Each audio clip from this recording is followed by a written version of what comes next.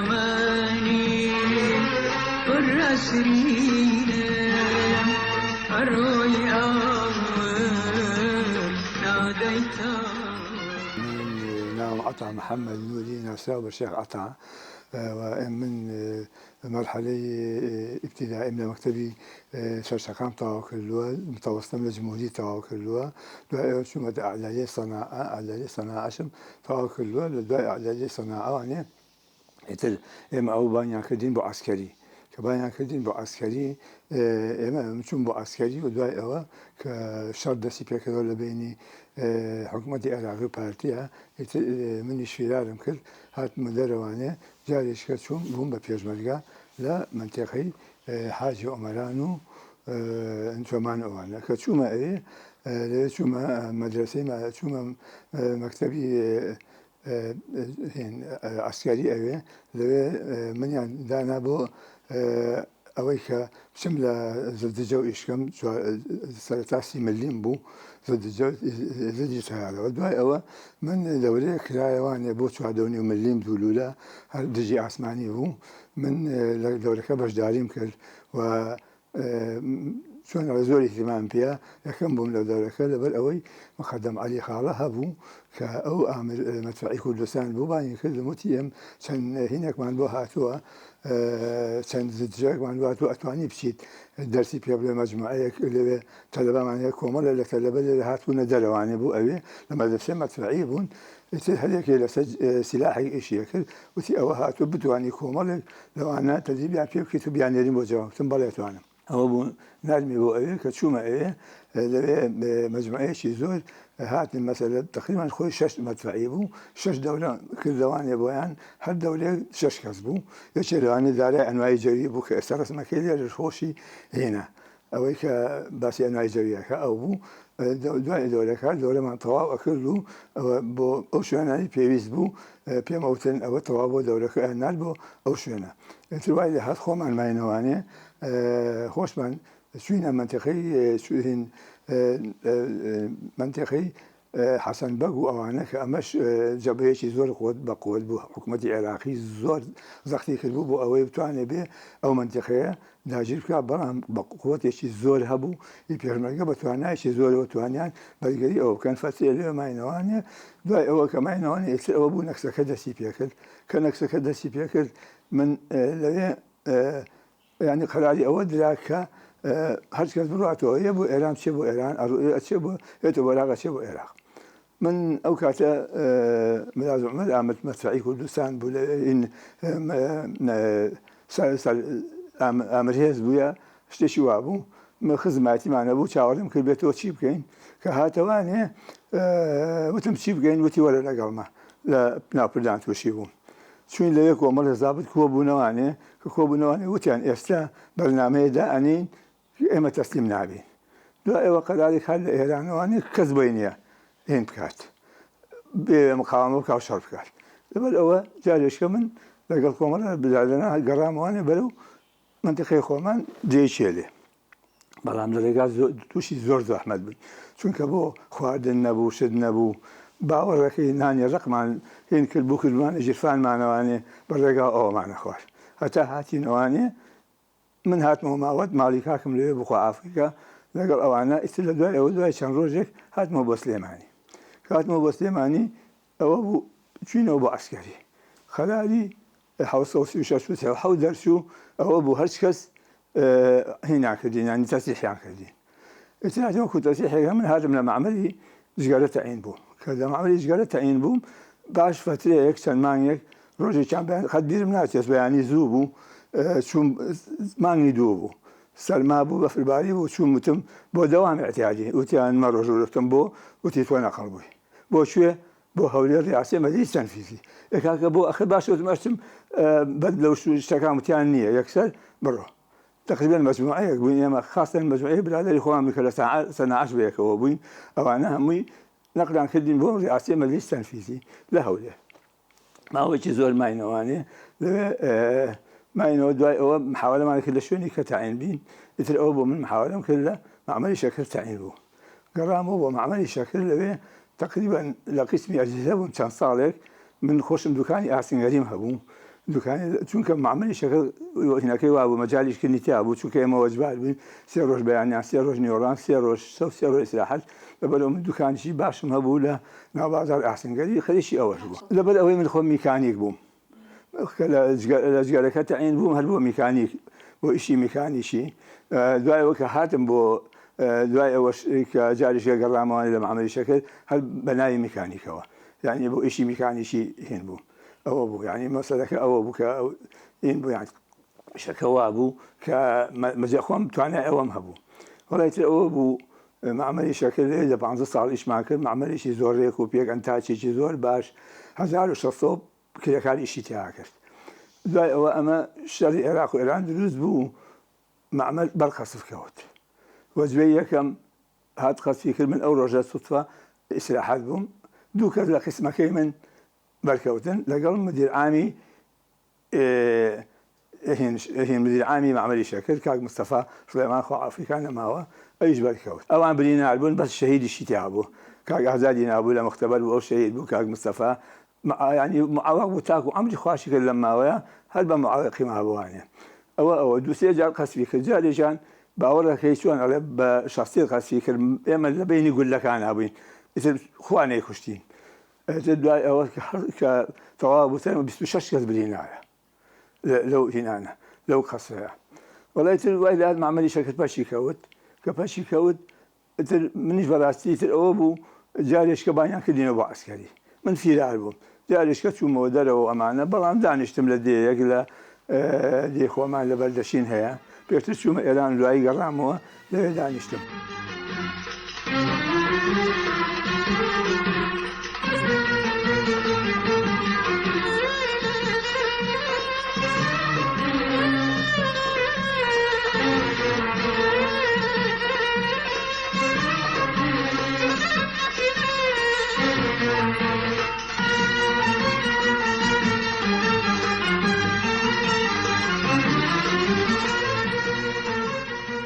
چۆن کاگیس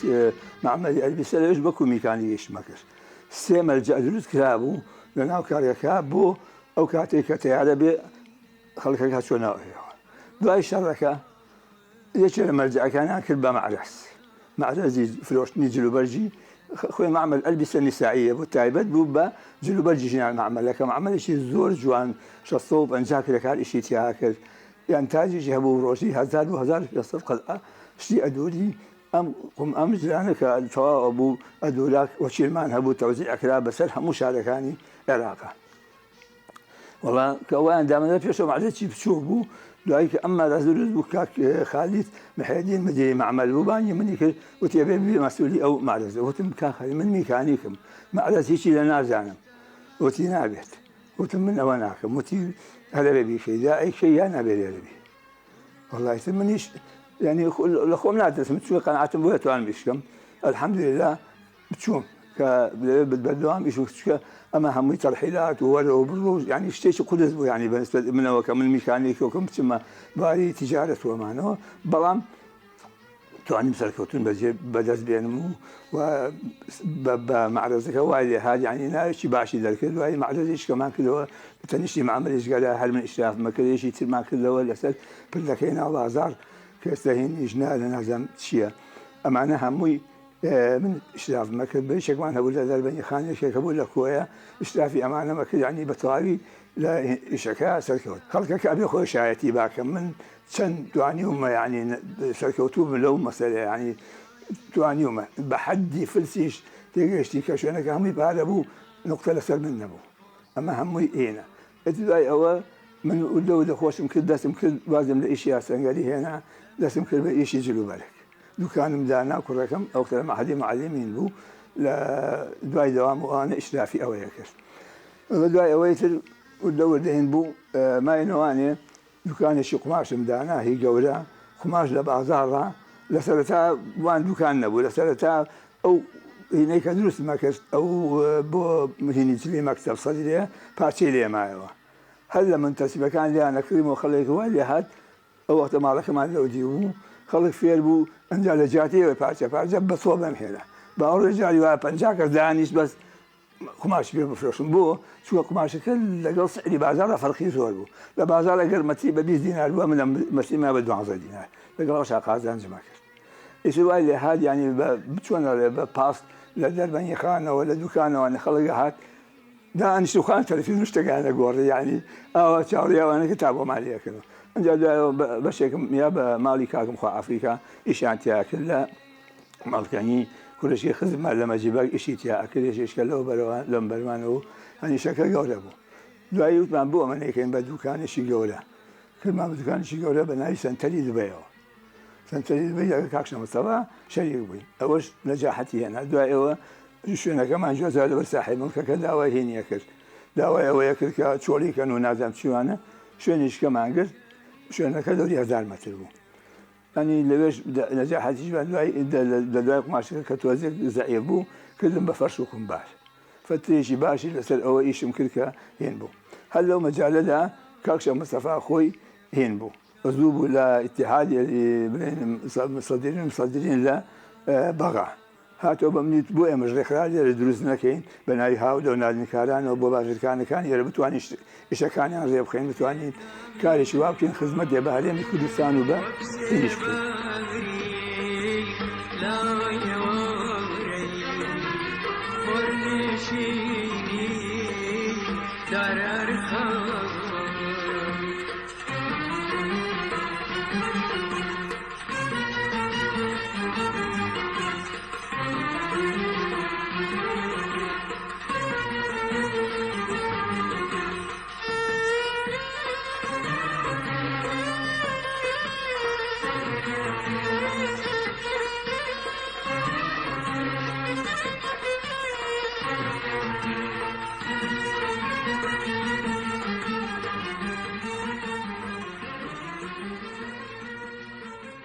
یەکەم سەفەرمان لە ساڵی 2006 بوو نهایەتی 2006 سەفەرێکمان کرد بۆ سین دەوری 38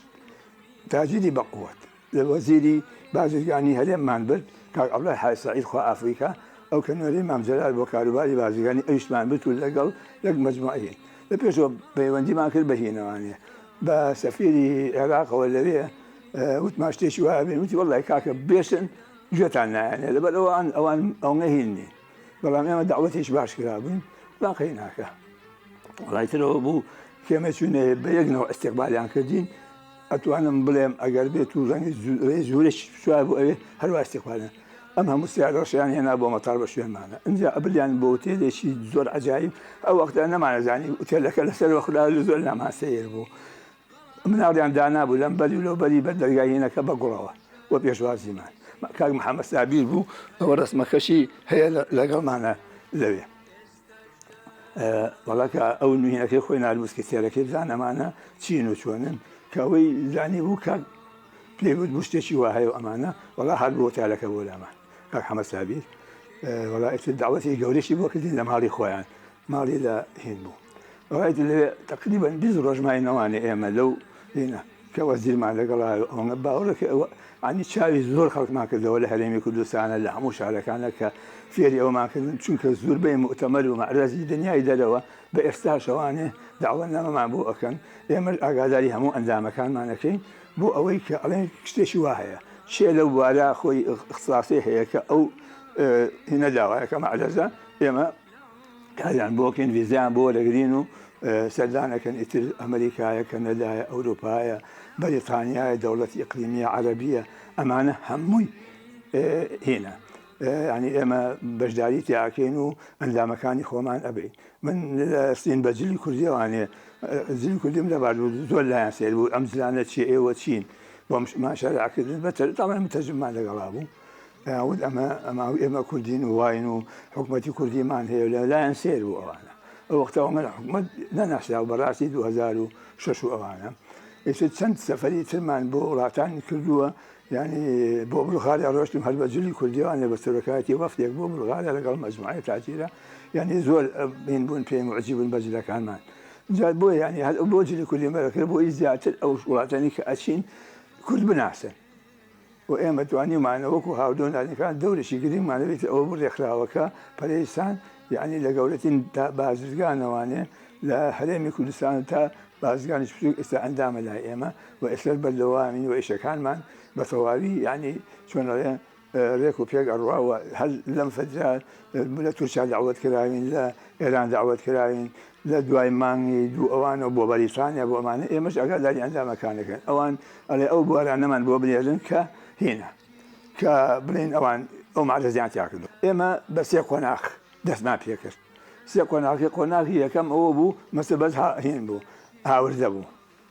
شتمانێ هێنا ئەوە تاجرەکانمان هی نەکرد بوو ئەوەی مەسەلە شت بێنن ئەوەی دوو هەمیان ئەوە بوو کەوا کارگە و کارخانە دروست کرد لە هەرێمی کوردستانەوە زۆر تەرجەمان کردن و ئینمان هاوکاریمان کردن مەجموعی زۆرکە مەرحەلەی سێهەم ئەوە بوو هەناردەکردن ئێستا مەسەلە من ئایی سلەیمانی لە بەریتانیا لە مؤتەمەرێکا بۆیان داناوین کە بڵێن تەفسیر دەکرا بۆ ئەوێ ئەنجا دوای ئەوە مەسەلە هەنارمان خۆمان هەنار دەکرد بۆ دووبەی زۆر ڕەغبەتیان لەسەر بوو بەڵام لەبەرەوەی کەمێکەوە زۆر نەبوو داوان کرد کە چەندی تریان بۆ بنێرین بەڵام لەبەر ئەوەی کە کەمێکە کەم بوو ینی هەر ئەوان دەبوو پاریش ینی مەجموعەیەکی زۆر بۆ بەریتانیا بوو دووبەی هەنار ڕۆیشت ئێستا پەتاتە بۆ سعودیە و بۆ هەندێک لە وڵاتەکانی کە ئەڕوات اینجا ئێمە ئەندامێکی زۆر چالاکمان هەیە نانی تیری ئەسەر لە ئەڵمانیا معمەلی نانی تیری داناوە ڕەغبەتێکی زۆری هەیە ینی ئێمە وەکو هاوردە و نانکاران ینی کارمان کردەوە ئەوەی کە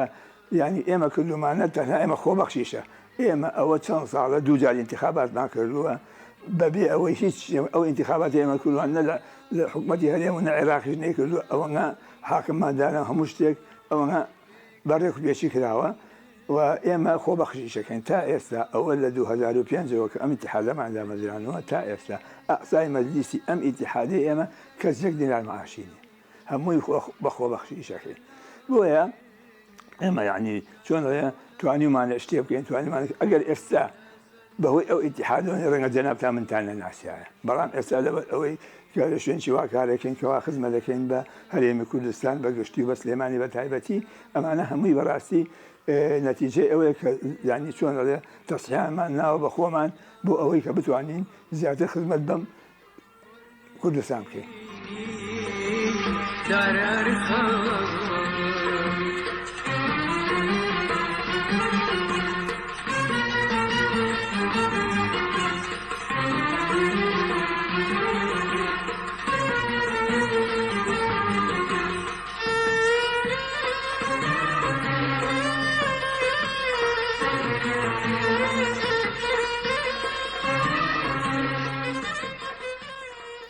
راستی من چۆن ئەوێ ینی ئیحتیمامێکی زۆر رامە بە علاقاتی ئیجتیماعی زۆر ینی پەیوەندێکی باش خزمایەتیمان هەیە ڕەفاقەتمان هەیە من نازانم لە سەرتاوە بۆ باسکەم کە ئێمە چۆن هاتو لە سلێمانی بوون ئەوانە پێویست دەکایە چۆن باس پێویست ناکە ینی من گرنگێکی زۆرم ناوە بە مەسەلەی کۆمەڵایەتی لە ناو خزما لە ناو ڕەفیقا هیچ مشکلێکی هەبوو شتێ بەدەمیەوە بووم دایمەن هەوڵم ماوە مەسەلە کاری سڵ بکەم لە بینی خزمەکان لە بین ڕەفیقەکانمە بۆ ئەوەی دایمەن هەوڵم ماوە مەشاکلەکان نەهێڵم گەورە بێ دایمە مەشاکلەکان بچووک بێتەوانێ بۆیە ئەلحەمدوللا خەڵکێک وای ناسیوم کە من الحەمدوللا ئەتوانم خزمەت بە خەڵک بکەم خزمەت بە خزم و کەسوکار و بە هەر کەسێ پێویستی بە من بێ خزمەتی بکەم. ساڵی 76 هاوسەرگیریم کردووە خزمی خۆمە خاڵۆزامە ینی باوکی 5 مناڵم هەیە 3 کوڕ و 2 کچ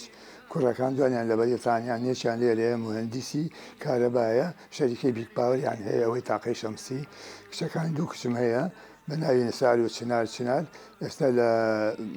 کۆلیجێک لەوێ مۆزەفە ژمێریارە ینی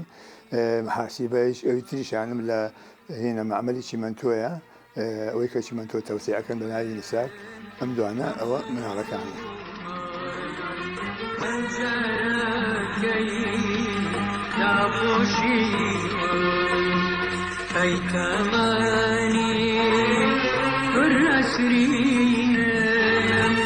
أروي أول ناديته لقرامو هنعيته لعمري من